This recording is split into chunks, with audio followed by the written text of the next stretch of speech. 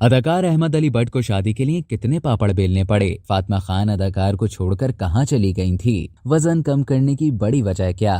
Pakistani Namvar comedian, मेजबान, अदाकार और साबिक गुलकार अहमद अली बट ने अहलिया साबिका अदाकारा फातिमा खान से शादी से मुताल्लिक दिलचस्प इंकशाफात किए हैं। अहमद अली बट जियो न्यूज के मशहूर तरीन मज़ाहिया शो हंसना मना है में बतौर मेहमान शरीक हुए, जहां उन्होंने दिलचस्प गुफ्तगू की और मुताद्दिद सवालात के जवाब दिए। दौरान शो अहमद अली बट का बताना था कि उन्होंने माजी में कॉमेडी के साथ पंजाबी और अंग्रेजी जबान में संजीदा थिएटर्स भी कर रखे हैं। उस वक्त टीवी पर मुआवजा ज्यादा था, इसलिए वो टीवी की जानिब आ गए। अदाकार ने अपना वजन कम करने से मुतालिक बात करते हुए कहा कि इन्हें वजन कम करने में 2 साल का अरसा लगा। वजन कम करने का सफर कोविड-19 के दौरान शुरू हुआ। इन्हें खुद से एहसास हुआ था कि अब वो 40 साल के हो गए हैं, इसलिए अब उन्हें अपना वजन कम कर लेना चाहिए। अहमद अली बट ने मजीद कहा कि वजन कम करने के पीछे सबसे बड़ी वजह मेरा बेटा था। मैं सेहतमंद और अपने बेटे के साथ ज्यादा मुतहर्रिक रहना चाहता था। अदाकार ने साबिका अदाकारा फातिमा खान से अपनी पसंद की शादी से मुतालिक बात करते हुए बताया कि उनकी अहलिया उनसे ज्यादा मशहूर थी।